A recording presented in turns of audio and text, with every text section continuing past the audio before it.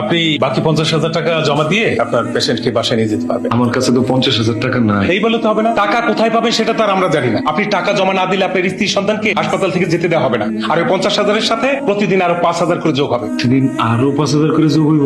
আরো 5,000 করে যোগ হবে। এবার আপনি ডিসিশন নেন কি করবেন, আপনার উপর নির্ভর করছে। আচ্ছা, আপনি এরকম মাঝ রাস্তায় আলোয়ানের মতো খাড়া রয়েছেন কে? তোর হাত পা ভাঙ্গা আমি আমার ভ্যানের টাকা শোধ করবো। তুই আমার ভ্যান নিছ ভাড়া মারার লিগা, আর আমার ভ্যান চুরি করে তুই পালাই গেছো। তুই তো একটা চোর, তুই তো একটা বাটপা।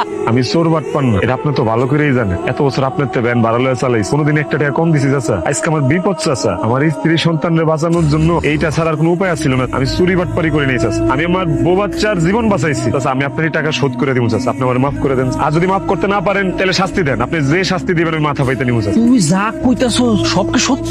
আমার মুখের কথা যদি আপনার বিশ্বাস না হয়, আপনি জামাল আর রাসেল জিগান, হ্যাগোর কাছে আমি টাকা ধার চাইছি, হেরা দেয় নাই চাচা। আচ্ছা ঠিক আছে, ভ্যান চালায় আস্তে আস্তে তুই আমার ঋণ শোধ করে দিস। চাচা দিয়া দিন। তোর বাচ্চা আর বউ এখন কেমন আছে? এখনো তো ওরা হাসপাতালে ভর্তি আছে। হাসপাতাল কর্তৃপক্ষ এখন আমার কাছে 50,000 টাকা পায়। এই 50,000 টাকা যদি আমি না দেই, আমার বউ বাচ্চা কাউরে রিলিজ দিব না। আচ্ছা আপনার সাহায্য জোর করি, হাতে না চাচা, তো পায়ে দেবো। আমাদের 50,000 টাকা ধার দেন চাচা, নাহলে আমি ক্ষতিপতি করে যাবো চাচা। আমার বউ বাচ্চারা লয়ে আইছে চাচা। এমনি তুই আমার যে সর্বনাশ করছো, তারপরে তুই আমার কাছে আবার টাকা ধার চাস? যা, তোর টাকা আমি মাফ করে দিলাম, তুইও আমারে মাফ কর। আমার আর ভালো থাকতেছে না, যা।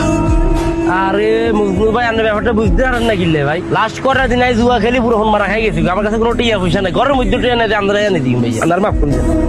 দাঁড়ান, আপনার কাছে যেতে পারবেন না। কি কর আমগর বাচ্চা, আমরা বাচ্চার কাছে যাইতে পারবো না? ডাক্তার সাহেব, আমার বাচ্চাটা একটু দেখতে দেয়, অনেকক্ষণ হয়ে গেছে দেখি না। আপনার টাকা আমি দিয়ে দিব ডাক্তার সাহেব। আমি তো বলে ভ্যান চালা, কিস্তিতে হইলেও আপনার 50,000 টাকা দিয়ে দিব ডাক্তার সাহেব। এরকম অমানবিক আচরণ করেন না ডাক্তার সাহেব। বাচ্চার জন্য খুব জেলে পড়ে যেতেছে না? বাচ্চার জন্য যখন এতই দরদ, টাকা দেন, বাচ্চা নিয়ে রিলিজ নিয়ে চলে যান। খবরদার, টাকা না নিয়ে আসলে এই হাসপাতালের আশপাশে দেখি না।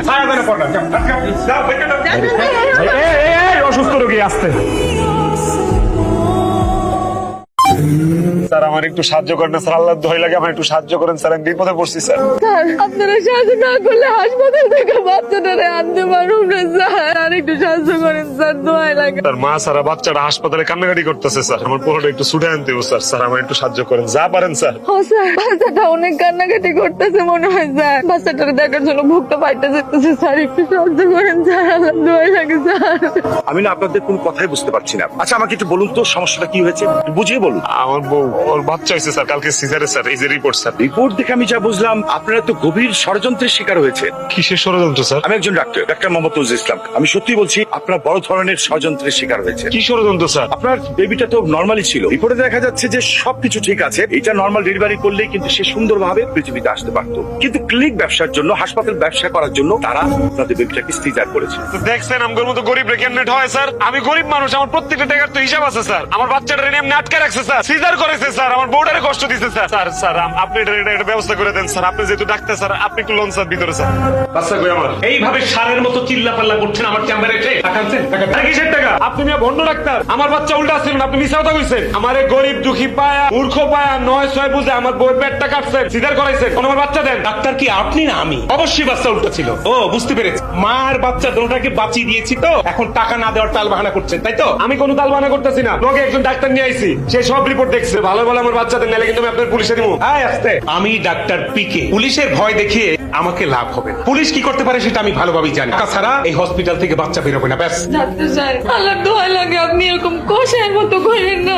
আমার বাচ্চা আমরা দেওয়া যায় ইম্পসিবল, টাকা ছাড়া আমি বাচ্চা দেবো না। বাচ্চা দিতে হইব, আমার বাচ্চা আমি না বুঝা পাম পর্যন্ত আমি এখান থেকে যাবো না। যাবি না?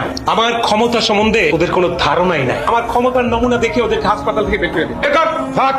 আপনাকে আর ক্ষমতা দেখাতে হবে না। সেদিন এই ক্ষমতার জোরে আপনি এই হাসপাতাল থেকে আমাকে বের করে দিয়েছিলেন। এই মিস্টার, অনেক লেকচার দেওয়া হয়েছে, এখন বেরোন, বেরোন, সব নিয়ে বেরোন। বাচ্চা না নিয়ে এখান থেকে আমরা বাইরে গেছি। বললাম না টাকা ছাড়া বাচ্চা দিব না, বেরোন। টাকা আমি দেব, আপনি বাচ্চা দেন। ঠিক আছে, বাচ্চা আমি কালকে দিব, যান। কালকে মানে? আমার বাচ্চা এখন দিতে হইব। এখন এখন কিভাবে দেবো? বাচ্চা তো এখন আমার কাছে নাই। এই বাচ্চা নাই মানে কি? বাচ্চা নাই মানে কি? সত্যি কথা বলতে কি আমি ধরে নিয়েছিলাম যে আপনারা বিল পরিশোধ করতে পারবেন না, যে কারণে আমি এক বড়লোক দম্পতির কাছে বাচ্চা বিক্রি করে দিচ্ছি। কি? আমি কি হসপিটালে বাচ্চা পোষবো নাকি? আমার বাচ্চা কারে দিছোস? এই বড় লোকের বাপ্পা বাপমা, গরিবরা বাপমা হইতে পারে না? রক্ত বেচে টাকা দিতাম, কিডনি বেচে টাকা দিতাম, এই সিদ্ধান্ত তুমি লইছিলাম। আমার বাচ্চা কারে দিছোস? আমার বাচ্চা কারে দিছোস? আপনি অন্ধকারে বাচ্চা হ্যান্ড ওভার করতে গিয়ে হার্ট এন্ট্রি করতে ভুলে গেছি, ঠিকানাটা বলতে পারবো না, সরি।